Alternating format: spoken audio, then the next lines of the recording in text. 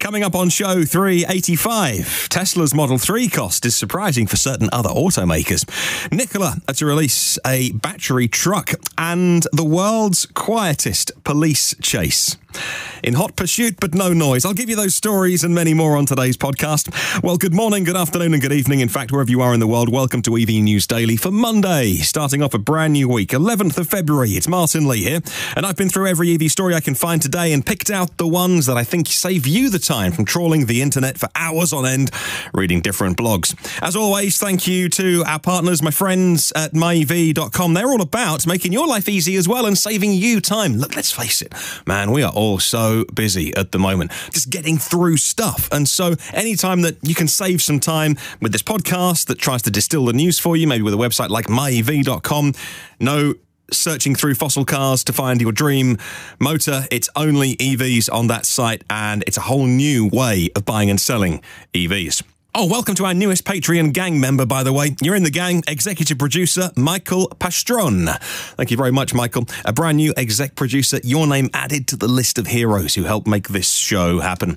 A quick follow-up, by the way, I was mentioning on a recent podcast about plug and charge. Now, plug and charge is being rolled out to the next generation of battery electric vehicles by Hubject.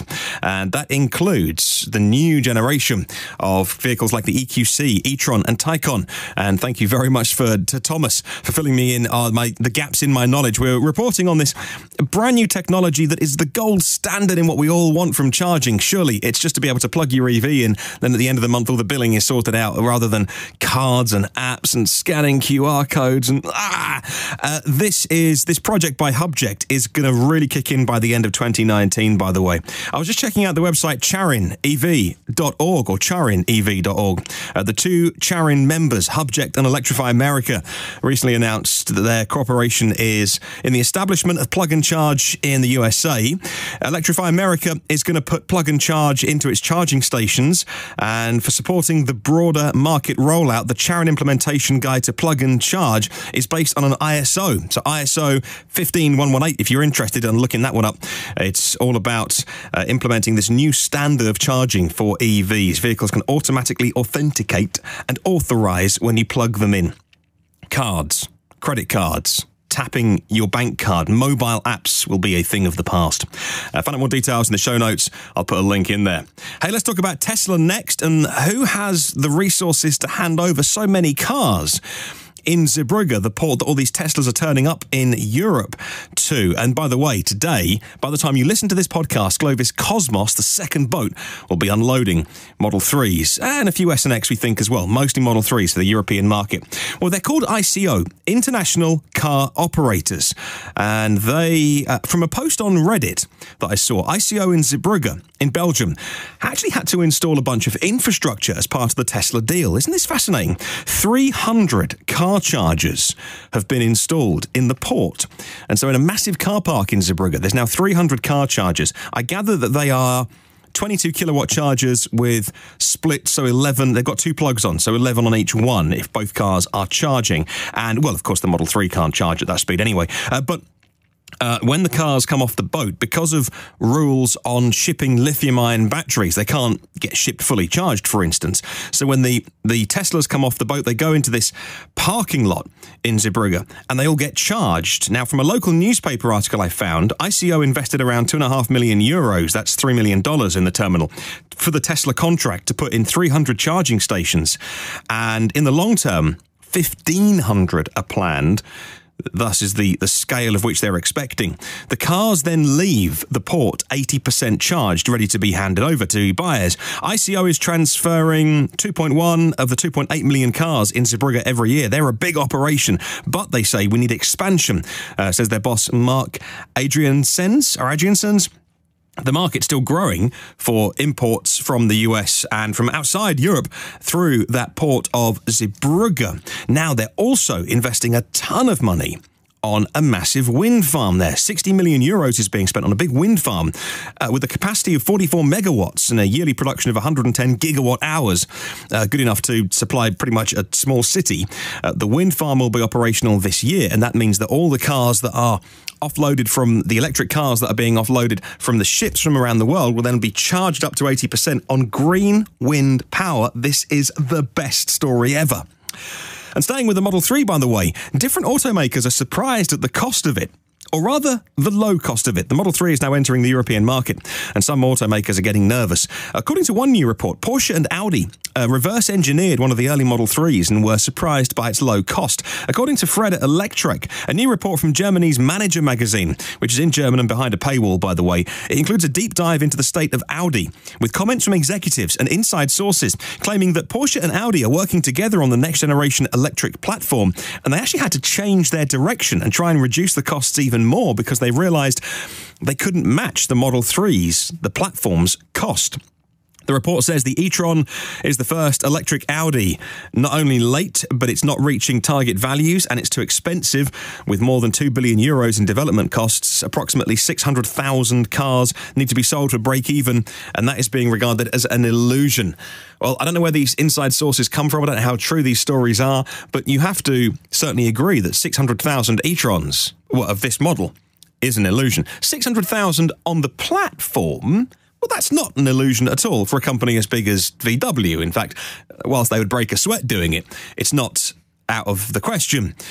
So we'll look into that story more. In the meantime, I'll put a link in the show notes if you want to read more about that.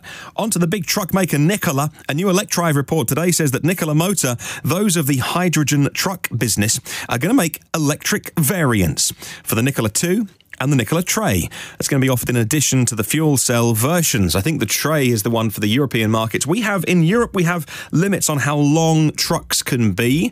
And so in order to get the maximum trailer size, that's why we don't have those trucks that you'll see. You know, I think of it as the convoy truck, you know, with Chris Christopherson. Okay, 70s movie reference there being lost on anyone younger listening. But that's what I think of when I think of big American trucks. I think of with the big bonnet stretching out in front of you and the big engine in front of you, whereas European trucks, because of the length, legal reasons, it's a stubby cab and then the engine sits behind you. So that's why the design will have to be different for the Nikola and for the Tesla semi-truck, by the way, possibly.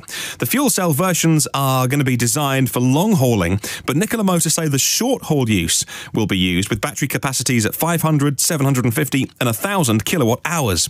Nikola plans to build over 700 hydrogen stations in the US and Canada with a partner by 2028, and that news is unaffected by this announcement. Each station should make between 2,000 and 8,000 kilos of hydrogen a day. Wow. I mean, I can't begin to imagine the infrastructure cost of putting in 700 hydrogen stations for a company that isn't making trucks yet. Putting in one hydrogen station is unbelievably expensive and complex. And when you think about what you need to do with hydrogen in order to move a vehicle, I mean, maybe with trucks and commercial transport, it starts to make more sense because of weight issues. You know, a 1,000 kilowatt hour battery is pretty darn heavy, but still, using hydrogen to effectively make electricity to then power all the bits that you get in an EV anyway. I mean, it has to be a pretty strong argument. But to then back that up by saying this truck maker is going to make 700 hydrogen stations in the US in the next 10 years, 70 a year on average. It's just a massive investment. I don't want to doubt them. I don't want to say it's vaporware. We support everyone on this podcast who wants to make EVs, and we wish everyone the best. But sometimes I do like to just maybe not call out, but raise when there's a red flag. Just give my side of it. I'm probably wrong. Good luck to them. Moving on to what was perhaps the world's most quietest hot pursuit police chase, Zero motorcycles, those of electric two-wheeled fame. Put a photo online from a Bay Area police customer, didn't say who they were, but on their Facebook page, according to Digital Trends, they say the fast but silent Zero DS Police Edition motorcycle actually pulled over an equally fast and equally silent Tesla Model 3. Zero motorcycles put in their Facebook post, and I quote, "In what must have been the quietest police pursuit ever, an officer on a Zero DS police bike pulled over a Tesla. Big thanks to a Bay Area police customer for capturing a snapshot of the future. Well, Zero Motorcycles sells police fleet editions of its Zero FX and Zero DSR motorcycles, in addition to being an almost totally silent and a very fast bike. Zero electric motorcycles require no drivetrain maintenance, and fuel costs are just a fraction of gas-powered motorcycles. Big pluses for any police department budget. Big pluses for any fleet budget as well. If you've got bikes on your fleet, make them run on electrons and you'll save so much money. Right, final story today, and this is about a Chevrolet truck. Just don't expect it to come anytime soon. Not just sedans and hatchbacks and crossovers that Chevy want to be making soon. Pickup trucks are on the list as well. But when the day comes, GM doesn't plan to watch from the sidelines. According to CarBuzz, they're going to make a lot of trucks. Automobile reports that GM plans to launch an all-EV version of the Chevrolet Silverado. That is a truck, by the way, if you're listening, and that isn't in your market, you can't buy it. Silverado's a truck, a flatbed truck. The news stems from a question posed by one of the analysts on the GM recent earnings call. Asked whether they would be making an electric Silverado. CEO Mary Barra said that we believe in an EV future, so you'll have to stay tuned, but she didn't deny it. A few weeks ago, news surfaced of such a project underway for the electric GMC Sierra. That's the Silverado's twin. That's the biggest clue so far that more electric trucks are on the way. Great news.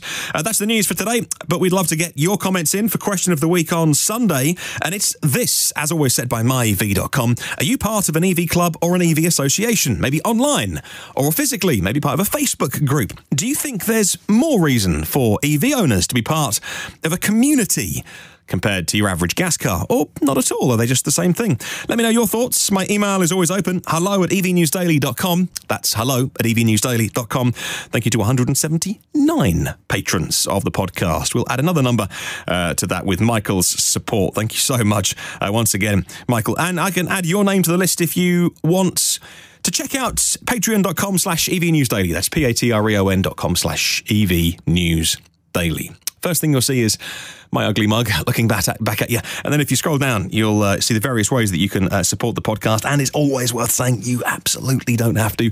I'll make this show regardless. Every show is online for free in the archive, and I want it to stay that way as well, as anything useful in there for you to listen to. Maybe used for research. If you go to my blog, evnewsdaily.com, a little search bar, top right, all of them are indexed as well, so you can find all the stories over the last 12 months. Every single day this podcast has been going out, and then you can subscribe to new ones, so you get them first and free and automatically. Come and hang out on the socials by searching EV News Daily. Have a wonderful day, and I'll catch you tomorrow.